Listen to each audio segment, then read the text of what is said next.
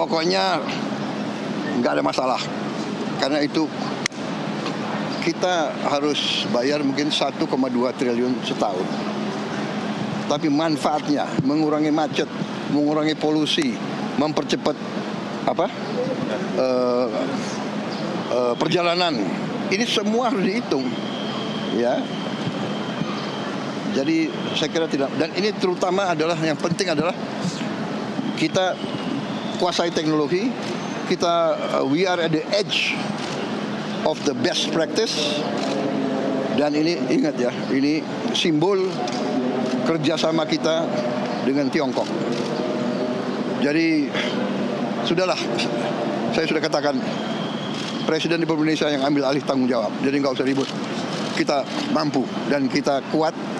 Duitnya ada.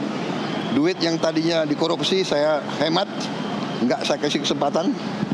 Jadi saudara saya minta bantu saya semua, ya. Jangan kasih kesempatan koruptor-koruptor itu merajalela. Uang nanti banyak untuk kita, untuk rakyat semua. Ya, pemirsa, terkait dengan pembayaran utang proyek WUS, bagaimana dengan realisasinya? Apakah tidak mengganggu kepentingan warga sekaligus bisa dilaksanakan sesuai dengan jadwal? Saya ajak Anda untuk menyimak diskusi kami kali ini bersama narasumber yang kesemuanya sudah terhubung melalui sambungan Zoom. Ada anggota Komisi 5 DPR RI Sujatmiko, dan juga dari Bandung, Jawa Barat ada Guru Besar Teknik Sipil dan Lingkungan ITB, Prof. Harun Al-Rashid. Selamat malam Bapak-Bapak, Prof. Harun, Pak Miko, apa kabar? Selamat malam, Doni. Iya, terima kasih Bapak-Bapak. Saya ke Pak Miko dulu. Pak Miko, komentar Anda soal pernyataan Presiden soal WUS ini, Pak Miko. Ya, jadi kita harus bangga ya mempunyai Presiden seperti Pak Prabowo. Jadi jika ada masalah, apalagi ini masalahnya sangat besar ya, jadi itu langsung ambil alih dan tanggung jawab. Jadi sebenarnya proyek WUS ini bukan hanya proyek transportasi biasa, tetapi ini adalah simbol teknologi ya, kemajuan teknologi di Indonesia, ya kan. Ini memang harus diambil waktu itu. Jadi memang harus kita ambil apa sih manfaatnya kereta cepat di Indonesia. Jadi saya rasa kita juga harus tahu bahwa ini adalah proyek strategis nasional yang harus kita mulai, ya kan, dan harus bisa dilaksanakan di Indonesia. Dan ini sudah cita-cita, sama seperti proyek MRT ya. Proyek MRT juga, bahkan kalau MRT dibiayai murni oleh pemerintah, oleh APBN. Apalagi ini kan B2B. Jadi saya rasa ini sangat baik. Jadi pemerintah dalam hal ini Pak Presiden mengambil alih, ya nanti sumber dananya dari mana kita tunggu nanti kebijakan dari Pak Presiden seperti itu. Ya, artinya Anda setuju dan mendukung Presiden termasuk konsekuensinya pada anggaran atau APBN kita, Pak Miko?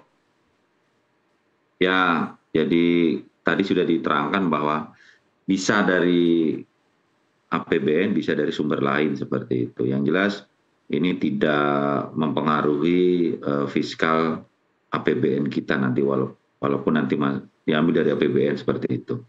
Baik, saya ke Prof. Harun. Prof. Harun, apa komentar Anda, Prof? Ya, saya pikir ini kan bukan pengalaman baru ya, mendanai pembangunan infrastruktur, khususnya perkeretaapian. Kecuali memang ini ada barang baru ya, kita sebut B2B yang notabene payungnya barangkali ya perlu kita perbaiki. Jangan sampai ini berulang. Saya sih ingin menganalogikan ya ketika kita memang sudah punya rel ya, yang biasa-biasa saja. Nah ini pun hubungan antara pemerintah dengan sebutlah ya operator yang ditugaskan ya mengoperasikan rel ini, masih banyaklah hal-hal yang perlu diluruskan ya, terutama tentang pendanaan pemeliharaan relnya. Jadi ketika ini kita membangun baru dari nol, lalu nanti ada beban-beban pemeliharaan, saya kira ini saatnya kita memperbaiki tata kelola ya, relasi antara pemerintah dan badan usaha milik negara. Karena sudah ada undang-undangnya tentang perkeretaapian. Begitu mungkin. Jadi pernyataan Pak Prabowo ini boleh sebagai penyemangat ya, optimis. tapi teknokrasinya ya, hal detail tentang bagaimana itu dan berapa itu dan apa saja yang dicakup oleh state negara, apa yang dicakup oleh perusahaan dan apa yang dicakup oleh rakyat pengguna, barangkali itu perlu dicari keseimbangan bebannya. Ya, Prof. Mungkin itu sementara. Baik, Prof. Harun, kalau kita mundur sejenak pada awal rencana proyek ini mau dijalankan, ada keterlibatan ITB juga di dalam penelitian dan persiapannya. Apa yang bisa Anda sampaikan kalau kita kaitkan dengan kondisi real sekarang? Ya, saya bisa menyampaikan, jadi kita tentunya para pengembang itu ingin mendapatkan satu angka prediksi traffic. Ya, jadi itu dilakukan dengan tentunya survei, tidak pendek ya, surveinya dikaji gitu, dan hasilnya ada, dan itu kita serahkan sesuai permintaan. Namun di dalam sendiri juga debat ya, tinggi rendah, tinggi rendah. Tapi kalau mau detail, khususnya ITB, saya juga melihat ada dua ya, jadi ada dua waktu.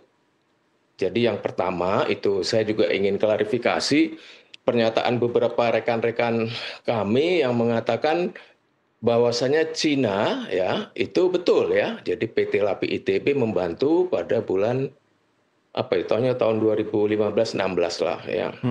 Nah, satu lagi ada kajian Jepang ya. Kajian Jepang itu kalau saya lihat covernya itu ada Universitas Gajah Mada. Sorry nih. Ya. Jadi kita perlu klarifikasi peran masing-masing. Universitas Gajah Mada dan PT LAPI ITB juga.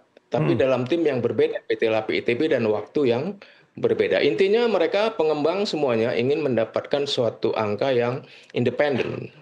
Ya. Nah, tentunya banyak asumsi ya dalam pengerjaan dan dalam kenyataannya juga banyak yang tidak terrealisasi ya, asumsi-asumsi masuk COVID. Dan biasa ya namanya forecast itu kalau persis tepat tuh hanya Tuhan lah yang tahu. Iya, iya. Jadi ada pengalaman ribuan proyek di dunia yang memang ada over and under, begitu juga MRT kita ya. Lalu jalan tol kita semuanya ada pergeseran prediksi. Oke, baik. Saya kembali ke Pak Miko. Pak Miko, artinya ketika pemerintah kemudian dalam tanda petik akan pasang badan soal ini, akan berdampak juga kepada anggaran kita, baik itu dari APBN ataupun non-APBN. Tapi pandangan Anda, Pak Miko, yang paling siap sekarang dengan kewajiban kita untuk membayar pinjaman atau utang WUS ini, tentu mungkin paling mudah dari APBN. Atau sektor lain yang memungkinkan dari mana, Pak Miko? Ya, jadi kita lihat dulu. Jadi setelah direstrukturisasi, misalkan hutang ini, misalkan tadi sudah dihitung ya rata-rata setahun kita harus membayar bunganya 2 triliun seperti itu. Nah, kemampuan perusahaan tadi ya berapa sih kemampuan perusahaan? Nah, setelah itu baru nanti pemerintah bisa turun. Ya, kalau di sini kan PT KAI di bawah Danantara, bisa di Danantara berarti nanti di APBN-nya berapa seperti itu. Kita belum tahu, tapi yang jelas ini kan sudah direstruktur kan panjang, masanya panjang. Saya rasa bisa sampai 95 tahun ya seperti itu. Saya rasa tidak terlalu membebani APBN maupun dari kalau nanti diambilkan juga dari Danantara seperti itu.